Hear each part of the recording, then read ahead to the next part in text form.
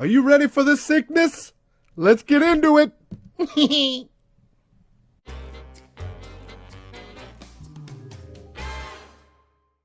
Maybe to let people know who might not know some of your work, tell me a little bit about some of the work that you've done before La Muerta. Before La Muerta, let's see. Kind of got my start as a background artist, helping guys out at Top Cow Productions. It wasn't really an official title. It was more of just kind of hung out and got to know the artists, and I learned a lot through that experience, and got to work with Mark Silvestri and Mike Turner as well. And from there, it kind of led me doing the same kind of background assist work over at Aspen Comics. And at the time, I was helping Mike Turner out on an issue or two of, I think it was Soulfire at the time. It was one of the big books he was working on. And that led to another project, which I worked with Francis Manipul on, which was called, at that time, it was called Iron and the Maiden. But due to some legality issues, they had to change the name to Iron Saint. And that book was created by Crash Bandicoot and Jack and Daxter game developer who created this new comic book. His name was Jason Rubin. And he was more of like a high-profile guy, and he had a lot of interest in the project. So he was shopping it around. We shopped it at the time at Wildstorm, and Jim Lee caught an eye on it and saw the work and asked me if I'd wanted to come and join Wildstorm. So I ended up working there from '07, maybe '08, till they disbanded the studio in 2010. Bounced around doing a couple little freelance gigs here and there. Did some DC Comics licensing stuff. And then that's when I met Brian Polito at the Phoenix Fan Expo, I think. I can't remember the name, but it was held at the stadium that the Cardinals would play in. So it was the first time they had a convention in there, and that's when I met Brian. Oddly enough, it was he offered me La Muerta, and at the time our schedules didn't work out for when he needed to get it done, and so we kind of parted ways, and I didn't hear back from him for a couple months later, and I guess the current guy they had been working with just didn't work out like they had planned, and everybody was happy to just kind of part amicably, and so he offered me the opportunity to jump on board again. And at that time, Brian and Mike had put together a really cool like pitch book of the whole property, and so without even starting a single page, I kind of got a real strong idea of what the character was about and what they were going for with the look of it all, and it was easy to get hooked to the premise, and the concept, and the character looked really badass. So, I mean, yeah, I was all on board. Yeah, I remember those times. By the way, for those of you that don't know, my name is Mike Maclean. I'm the co-writer of La Muerta with Brian. And my background before working in comic books with Brian, I actually co-write all of Coffin's stuff right now.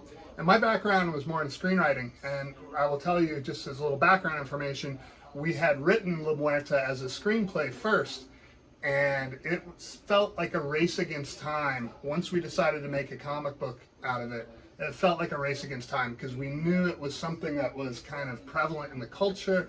The sugar skull face, it was something that you were beginning to see more and more.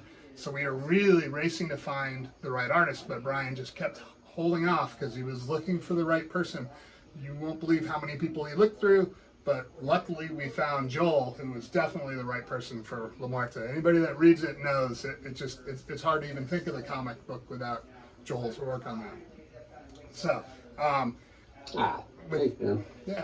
with that in mind, let me give you just a quick rundown. For those of you that might be uninitiated to the character, La Muerta follows the story of Maria Diaz, who is an veteran, a U.S. Army veteran out of Afghanistan, who comes home, unfortunately, to find her family threatened and then later slaughtered by a very vicious cartel run by the infamous Mama Z. And so, left for dead, she then rises from the ashes and takes the guise of La Muerta, this sugar skull-faced, calavera-faced vigilante, and obviously to seek vengeance. And that was in the very first couple of chapters of La Muerta. That brings us to now. Joel, just give us an idea, like compared to your other work, how does La Muerta compare? Working on La Muerta, how does that compare to work that you've done in the past? You know what? I think it was like a transition from when I got into comics originally. I had a fascination and love for the basic characters I started out with. You know, mostly Marvel, DC kind of characters. I really enjoyed the concepts and the characters and the designs. And but as I got older, like I found that I would read fewer and fewer of these books. I still had a love and fascination for the characters themselves, but like they just didn't really kind of like have stories that hit me as they did as I was younger. And so far, working on Muerta with you guys has been different because it's, I don't know, maybe it's tailored for me as an audience in the sense that it's a new concept, it's a new premise, but it's also something that's not necessarily like for an older audience. It's just that it's written in a way that's a little bit more of a mature reader kind of thing, and I enjoy that. I enjoy the idea and the prospect of creating comics that that are for someone like me who is still reading them and got in starting to read Marvel and DC books, which are fantastic. But if you still enjoy the premise of comics, you're always kind of looking for new stories, and a lot of times I would scratch that itch with graphic novels or books that kind of had an open and shut story. It's not so much a licensed property that's perpetually going on, and in a lot of ways, I think that the concepts and some of the stories we touch on with Muerta, there's some finite kind of things happening where there's a beginning, middle, and end to certain things, and there's change that happens within the characters that I'm excited to see happen and be a part of to make happen. Because again, there's nothing wrong with the Marvel and DC books, but I'm just a person looking for new material that is kind of more age appropriate, I guess. And I love the medium. I mean, comics as a form of entertainment and storytelling is like, it's fascinating to me because it just gives you so many ways to interpret something, and you kind of have a limitless budget. I mean, you have time working against you, but I mean, it's all a matter of what you and the writing team and the colorists can put together to create a sense of mood and atmosphere and kind of like the ups and downs that a character can go through. So to me, I guess it just happened at the right time in that it hit me at a time when I really wanted to find something new to really kind of aspire to, and it's challenging, and it still is challenging in some ways, finding ways to get people on board and enjoy this new property. So I get a kick out of that, and I enjoy being able to do that with you and Brian.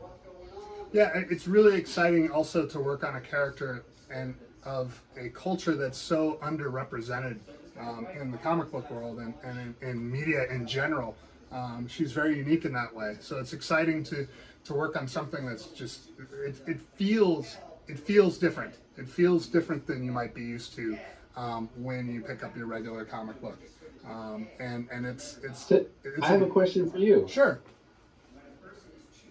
So how does it feel for you to change hats, so to speak, from some sort of fantasy element to this kind of crime noir urban setting? Well, like as I mentioned, my background is screenwriting, but even before that, I started writing short fiction, and most of the short fiction I wrote was in the crime and noir genre. So La Muerta, of the comics I write for Coffin, La Muerta by no means is the easiest, but is the one that I am most comfortable in. It's the one that feels most close to my skin. So, long-time fan of noir and hard-boiled and any of those kind of genres in crime fiction, and of course crime fiction comics. Sin City is probably my favorite, one of my favorite comics of all time. Oh, yeah. Which is a huge inspiration, I think, for us in La Muerta. Heck yeah. So for to step away from science fiction, I might be better known for science fiction because of some of the movies that I wrote, but really, like my heart is right there in the crime fiction, and that's kind of where I got my start in writing, where I was first published. Oh, that's awesome. Yeah. So do you find anything that you pull from in life to bring into the La Muerta stories that you say, okay, this is an interesting angle to tap into. I want to kind of pour this in. Well, I mean, that's a really good question, and it's not necessarily an easy one to answer because I think that you're constantly bombarded by your influences.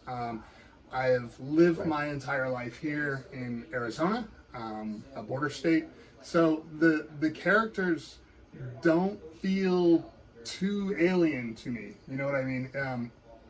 There's a familiarity, and that's kind of one of the things that drew me to crime fiction. I think when I was into science fiction, the fascination is always the alien cultures and the things that are the others.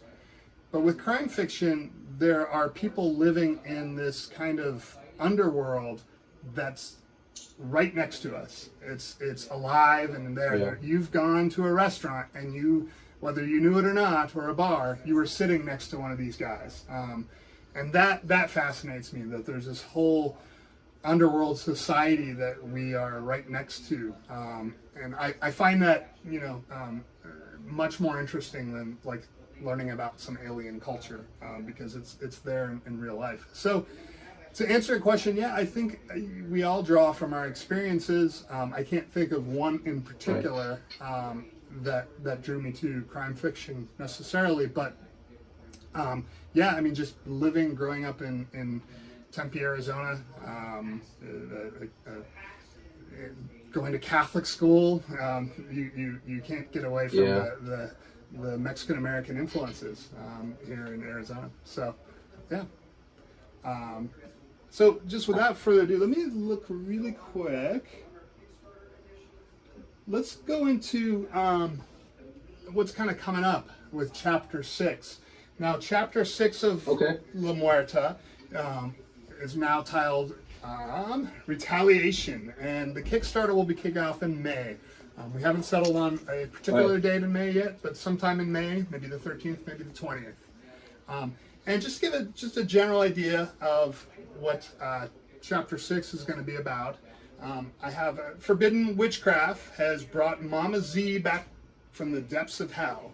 Now, the Ruthless Cartel boss has only one unyielding desire: to see the avenging vigilante known as La Muerta completely destroyed.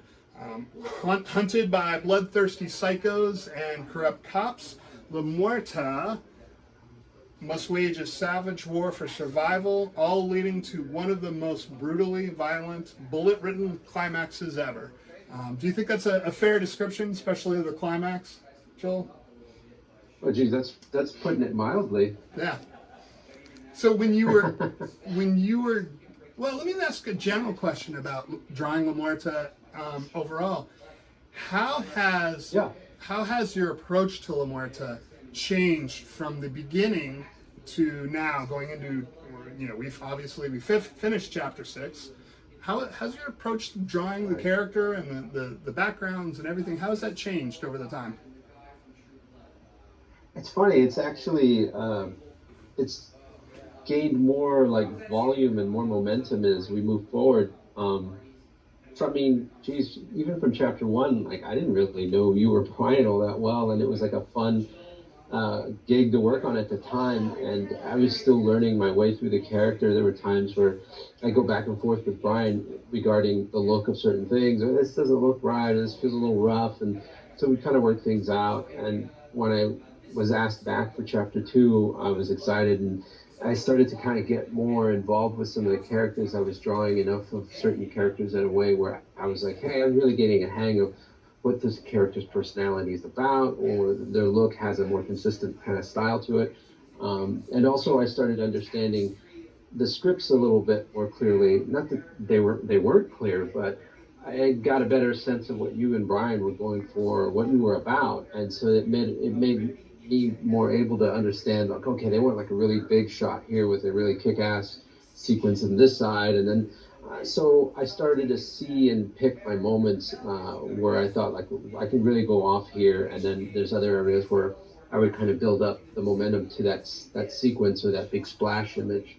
And every time I'd look back at a previous chapter, I started seeing places in the script or in the sequence where it's like, oh man, I missed my opportunity. I could have really nailed this scene or this particular sequence. And and the way you guys were writing, or still are writing it almost feels like a movie at all times to me. So it's very easy to visually think of the shots in a lighting style that is something crime noir, something out of Sin City. And like I said, the scripts read that way, so it made it easier for me to really kind of digest it and kind of interpret it in that way. Whereas in the beginning, not so much. I was still feeling my way through a lot of it. And but once you had that familiarity with the scenes and the characters, and once I got a better understanding of what you guys were enjoying more of, I would keep that in my toolbox, and then I'd add some other new tool later on down the line and see how that worked out. And sometimes it would go really well, and very rarely it wouldn't go so well. So then I would toss that out, and it's just like this the synchronicity that I've never had really. I've worked at, like I said, I've worked at Top Cow, I worked at Aspen, and I worked at Wildstorm for a while, and they were all amazing opportunities. But at the end of the day, like there's no substitute for being able to have that kind of connection with the other parts of the team, because then you guys are all in unison and it's almost like a band.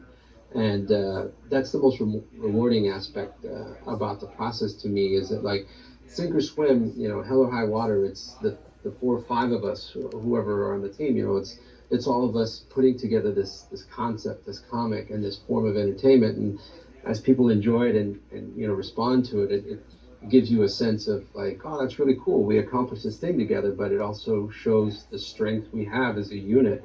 And I really get a kick out of that, because it's like, it's so rewarding to know like, hey, we put all our minds together and our thoughts and ideas and working out these concepts. And it's, in a lot of ways, it's a lot of how TV shows and movies are made. It's like, it's a joint process, and individuality is great, but it's more about the end product that we come up with as a team. Because a lot of times a script isn't necessarily how it's going to end up looking or reading, because there's going to be actors involved, or a director, or it's going to be lighting, or there's going to be effects. And so all of these things in unison create the final kind of product. And to me, what we do with La Muerta at Coffin it's awesome. And again, the opportunity to do it at the number of years that we've been doing it, it's just it just kind of has us stacking success on the things we really want to share with the readers. So I enjoy that process immensely. Yeah, I would kind of double down on that. Having worked a little bit in low budget film, I know that like when I finish a script and hand it in, they're pretty much done with me. So the idea that the synchronicity and the teamwork, it really feels like we're all working together to make a product. And with a film, even though it's very collaborative and I love doing it, you're kind of done when you're done with that part of it. With the comics, there's still some back and forth. And I will tell you, the imagery in the comics, right. You and the other artists, but definitely your work, it always looks better than I imagined in my head. Sometimes in a movie, I don't picture it this way, or I don't picture it that way. But when I see Joel's work or Diego's work, it always comes across better than I could imagine. I think that's the artist's job, right?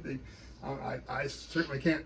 I can barely draw a stick figure, so it's amazing. I'm lucky to have that compliment. So I have a quick question for you, Mike. Sure. So, knowing you work with a diversity of artists, do you find that the way you write or describe things has to be adjusted based on who's on your team? Like, for example, is there a way that you would go about explaining or describing a scene or sequence to me versus like towards, let's say, Bernard's strengths, where Diego Bernard, where you would say like, oh, I think I need to describe it in this other way because I know what his strengths are? I think there's a little bit of that. There's obviously, the scripts we send to Diego Bernard, I believe, are translated for him. So I try to so I try to keep the language relatively simple while still trying to evoke emotion and make them enthusiastic, so the person who's drawing it can get excited about what they're drawing. I find like the very robotic scripts. I don't know how, if you've come across those. I don't understand how the artist can get excited about something that's very robotic and plain. So obviously, yeah, I have to take that in consideration. I've worked with a couple of artists whose first language wasn't English, so you have to write in a little bit of simpler style where I can be a little more nuanced, obviously, with you. And I think that comes across. And, as far as the strengths, I mean, you are so dialed into La Muerta, it's hard to picture her being drawn by anybody else. You're very strong in catching the mood, which I think is probably the hardest part. You can draw the character. Obviously, there's lots of great artists out there that can do a beautiful rendition of the character, but catching the mood of the story, you've got that dialed in so well. So, thanks, man. She's like a little sister now. Yeah. Feels you're rooting for her. You almost feel bad doing having her go through these horrible events. Like, oh. But that's our job. Through the ringer. Yeah, that's our job, though. We gotta put her through the ringer. So speaking of chapter 6, I understand you have a little bit of artwork to show us from that chapter. Maybe a little teaser that we can get to. Yeah. Maybe as you show it, just show. Go ahead, Mike. Sorry. Oh, I was going to say, as you show it, maybe give us a little description, or maybe some background, or maybe a challenge or two that you face with drawing those. All right. So this first one that we have here, it's right after a little sequence with Mama Z, and we're kind of back at her crazy lair, and she's talking to a senator, and so just thought I'd show you an image of that. So. Yeah, as you can see, she has a very nice place that she lives in. But she's also got a little bit of a boo-boo on her torso area. Yeah. So for those who have been reading along from the beginning, we know Mama Z is supposed to be dead, and if you've read the last chapter, Napalm Nick going through. If you've read the last chapter, you know that she has been brought back from the dead through dark means. What was your inspiration for the big hair in that one? It was a very nice surprise when you had that idea. It's like I had this idea that Mama Z to me is a cross between this character that was in a Ridley Scott movie about drug dealers. I keep forgetting the name of it, but that and like a female pop star. And so every time I thought of Mama Z, I just imagined that she would always have like this really flamboyant, theatrical almost appearance, and it would change every time we saw her. Just because she had that type of personality, and being a drug dealer, being part of a drug cartel, I just imagined that she had an era for the flamboyant kind of stuff. And so any opportunity to kind of change it up, with that one, I just decided to give her kind of like a beehive kind of hairstyle, just to really draw attention to her. And later in the sequence, later in the story, she has a much different look then.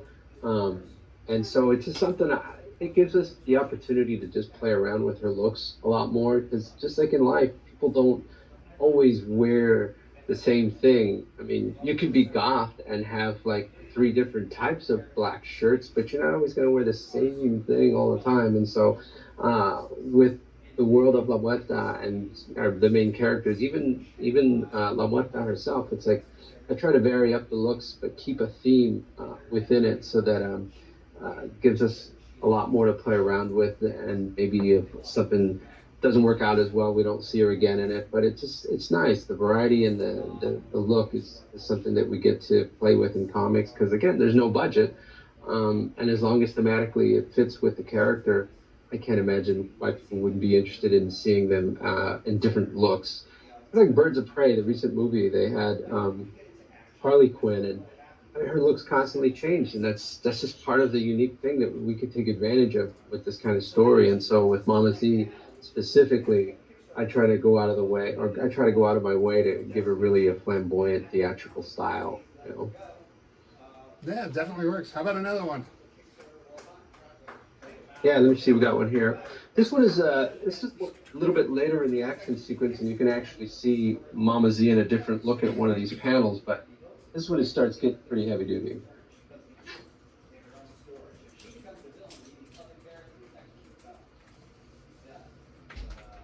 Yeah, and you can see there's a little bit more action going on. This little panel there with Mama Z in a more kind of like a tribal Aztec Mayan kind of getup right there. And this is part of the climax that we were talking about that is just riddled with bullets. That was And violence. and violence. 90s style action movie violence. So we got a couple comments. Yeah, and that's the thing that we get to really play up with the story. Yeah.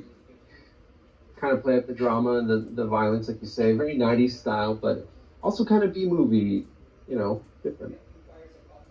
So I got a couple comments. We got Stickman says, "In death she lives. Comic crypt of castle is sworn." Fernando Valencia says, "Love La Muerta. Favorite new character in the past 10 years." Wow, thank you. Oh, that's awesome. Thank you. Richard Friend says, "Hi, Joel," and winks at you. Okay, I don't know what that's about, but all right. Oh, Eddie Dingle, shit, Richard Friend. Richard Friend was a studio mate of mine at Wildstorm. and then Everybody, I'm sure, knows Richard Friend's work with Travis on Wildcats. Big fan of that run. Those guys were killing it at that time. Yeah. Rich Friend worked with Will Sportacio, Jim Lee, worked with all the legends. and he laughs and says, "Joel rules." Ha! Yeah. Actually, I think he's working on a new comic too. I think he's working on some sort of Iron Maiden, maybe related comic. I don't know, maybe he'll have to key in, but Here's another page though. it says, Check this out. check out another page. This one was actually inspired by Mike. He had this really cool idea for this shot. We have La Muerta in peril here by a really evil goon guy, but Mike had the idea for the shot he saw somewhere else, and it's just so dramatic. I had to use it. I was inspired by it. Yeah, it was from Joe Kubert. It wasn't Sergeant Rock, but it was very Sergeant Rock-esque. It's like GI Commando, GI, I don't know what it was. Yeah, some action in World War One, and then I love we might be giving away a little bit there, but that's all right. We're okay doing a little. Oh, here we go. Yeah. Oh, here I got one more. Let me show you this other one. This let's is do another one. more of a splash page. Oh, awesome.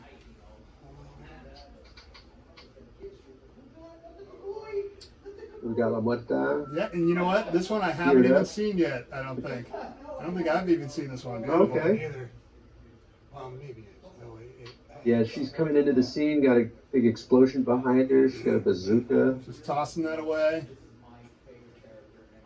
Yeah. And it's amazing with what you guys do. I mean, the way these things are structured schedule-wise, it's like this book has been done for almost 8 months, maybe. I'm not sure. It's been a while. And we're already like kind of planning bigger and better things for Chapter 7, so I'm pretty excited about it. Yeah, Chapter 7. Why don't we? You guys want to see a double Oh yeah, page let's spread? do that first. Definitely. Here we go. This is a really cool action shot with Maria not painted as La Muerta, but she's still being a badass.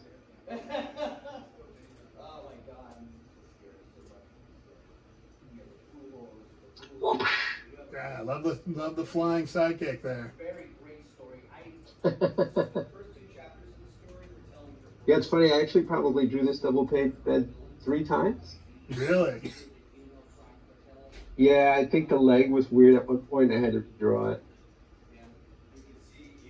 Now, do you use any sort of what do you use as a model? Do you try to find pictures, or do you have like a sculptor's model, or what do you use in order? Like you said, the leg was weird. How do you? Sometimes it's pictures. It'll be reference photos, me, or sometimes I use my wife Beth for poses and stuff. So she was jumping up and kicking. With that one, I had a general idea of what I was going for, but then I started looking up photograph to kind of is because it's really big. So what I do is I'm super old school and analog.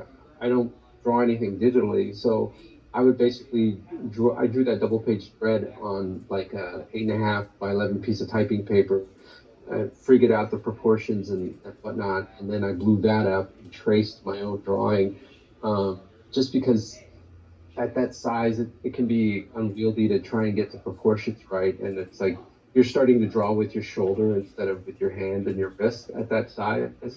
And so at that point, it's less easy to be as I guess honed in on it, and you can kind of lose the forms, you know. I don't think people think of the physical demands of being an artist as much. So that's really interesting. And it can take a physical toll, I would assume, leaning over that board and drawing for those long stretches. So I'm curious. I gotta ask you this because I love how you write this story, but I'm curious. Like, have you seen things in the book after you've written them and you go, oh, okay, that isn't exactly what I was imagining, but next time I'll write it in a way where that's a little clear. To be honest, I can't really think of anything. I think early on in the first couple books, and we condensed the whole screenplay into two double-sized comics. So and to no fault of yours, you had to put 4 or 5 panels that should have been probably bigger. I think we even had this conversation early on where you thought, wow, I really wish I could have worked those out. And that was just because the story, we had to condense it so much. That was the only time, but that was of no fault of yours. It was just we had to condense so much story into so few pages. But no, like I mentioned before, I've always been pleasantly surprised, not surprised, but it always looks better than what I picture in my head. And I think that's a testament to your work on La Muerta. Yeah, always looks better. Thanks, man. I think for me, the more I get out of you and Brian and the sense of your tastes and what you like as far as in the story and everything, it gives me a better impression of where to take things or push things, because then I'm always going to try something different. But if I already have an idea of my teammates, what they're into, what they had in mind, it allows me to kind of explore in a direction that I may not be too familiar with, but because I have that about you, I could say, hey, what if I go this way, or if I push it in this extreme, and it's like, oh, okay, cool, yeah, let's do that. So it allows me to explore areas I wouldn't have thought of in a big sense. Just recently for chapter 7, which I won't really divulge much, but you sent me down the rabbit hole for this documentary that we were discussing. Oh yeah. And it, like, watching that gave me so much knowledge, Yeah, I believe Narco Cultura is the name of it. A documentary about about the I'm gonna butcher the pronunciation. The Nocoritos. Is that how you pronounce it?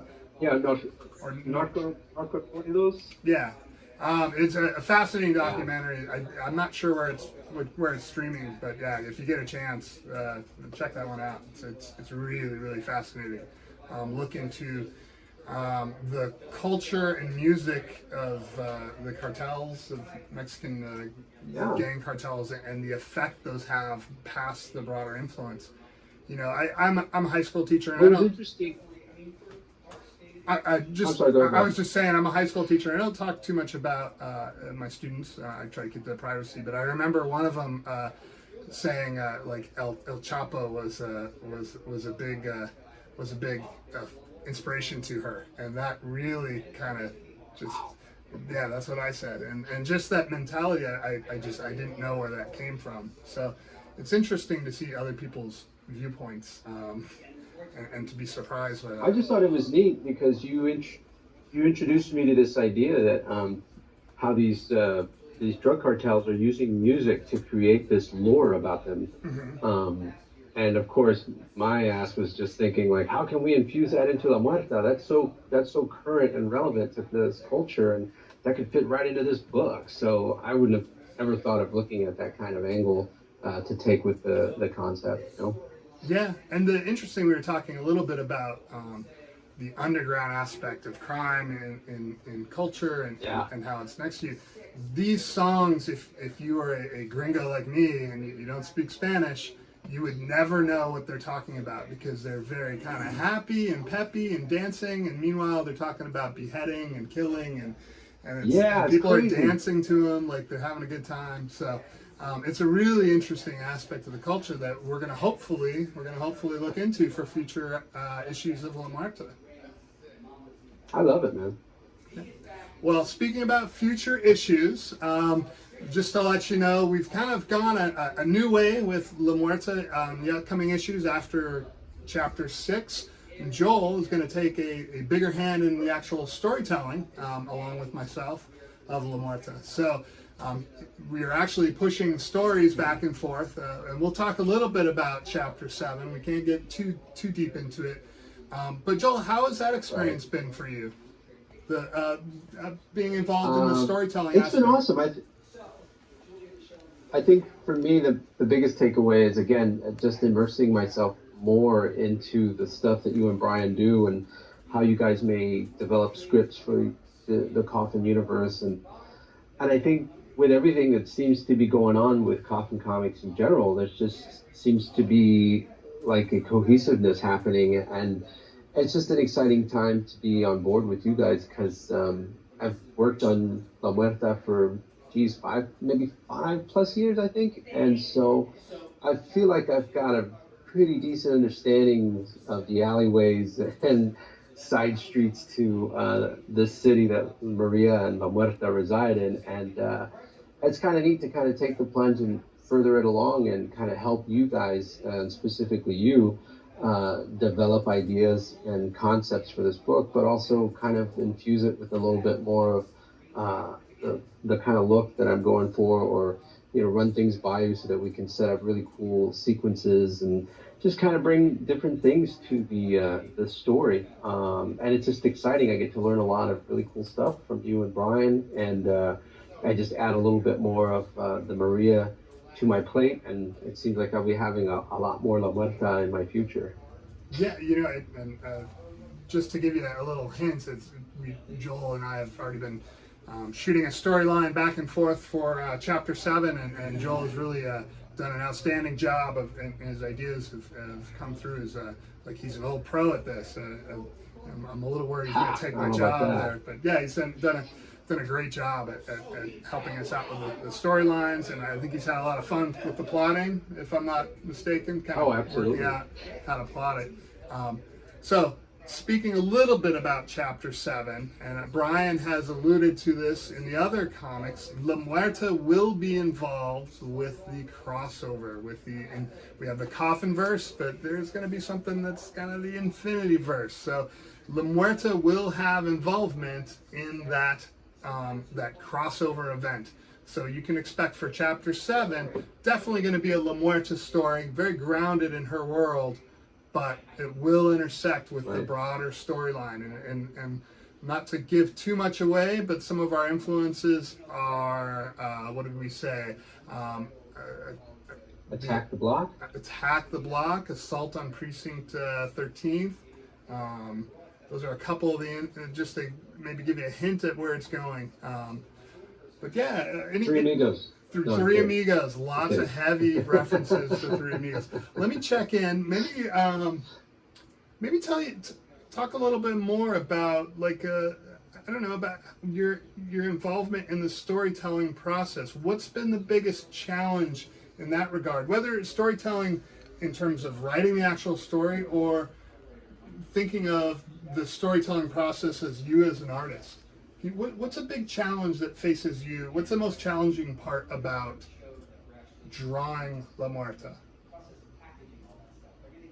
I think now more than ever, it's like my brain and my understanding of the character, as I mentioned earlier, it's sometimes she almost feels like a family member, like a little sister, but now it's become more of like, I want to express the nuanced or subtle, things going on with Maria, the character that is La Muerta, and to do that, it pushes me as an artist, because like I feel like I know her a little bit more intimately as far as like what she's about, what she's doing, what she's not doing, And now it feels like it's something I really want to get across into these stories, where I want people to understand she's flawed and she has problems and she has issues just like the rest of us. But on top of that, she still has to be La Muerta, and she's still like a vessel of justice through the spirit of Santa Muerte. And I want to express or show how she's struggling to juggle all of these things. We still haven't really seen her fully express the things that have happened to her since the beginning of her story. I mean, she literally saw her family get slaughtered, and since then she's been on the run. And there hasn't really been any time for her to really absorb all of that and process how that affects her as a person, and how she deals with that moving forward. And so it's funny and ironic is that that's the things that I'm thinking about when I think of her now from chapter 7 on. I'm thinking about these things that would make her more able to connect with people and to get an idea of like, well, hey, she's just a flawed person like me, or she's dealing with all kinds of shit like anybody else. And on top of that, she's this power of vengeance, you know?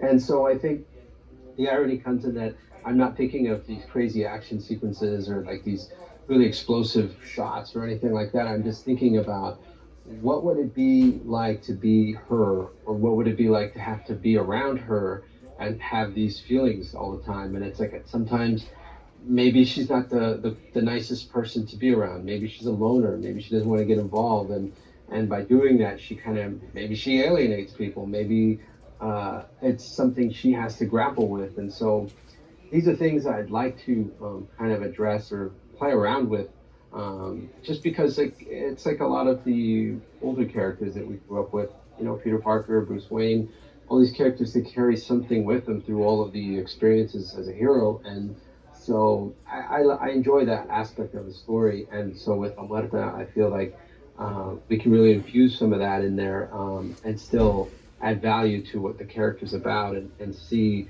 an actual change come from within.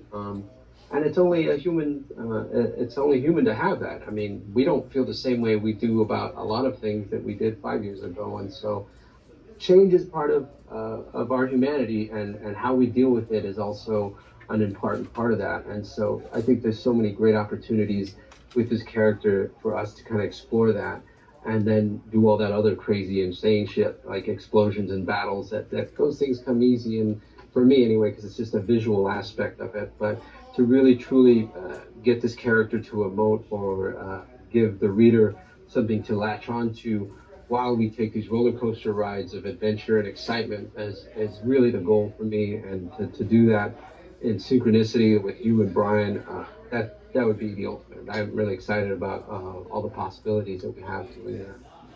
Oh, great. Yeah, you know, I second that, in finding that balancing the emotional story and emotional conflict with the actual physical conflict. I mean, we're all buying the comic to get those great action scenes, but the emotional conflict has to come through, and that balance is always a challenge. Well, I think we have about another minute or so. Maybe we can have time for maybe 1 or 2 questions, or are we cutting off pretty soon? Let's see. Do we have any questions on the board? Somebody was asking. Somebody named Beth was throwing the horns up. I don't know who that was. Yeah, Fernando's saying he loved Muerta, favorite new character in the past 10 years. Yeah, we got to those ones earlier. It's awesome. Maybe I'll ask just a few ones. Yeah, we can, looks like no, they're just sending a lot of love So and praise your I way. got one for you, Mike. Sure. So what are you excited about for La Muerta moving forward in these chapter 7 and moving forward after that? What do you see that we could possibly explore that we haven't touched on yet? I am really excited about the story idea we have coming up the next one. It is a little bit of a departure from our usual storyline. We get a little bit more into the supernatural, but I think we've come up with an idea that melds that really well with still having the hard-boiled action feel of those 90s movies. So I'm really looking forward to working on that and blending that in. And then beyond, just telling more hard-boiled La Muerta stories. I'd love to see what she would do in Mexico. I'd love to see the extension of the Santa Muerte Santa Muerta legends being brought into the comic, and I can't wait to get to those. I got a question here. Yeah, let's explore. Really excited. How is La Muerta drawn on her army experience, and will we see more of that in the future?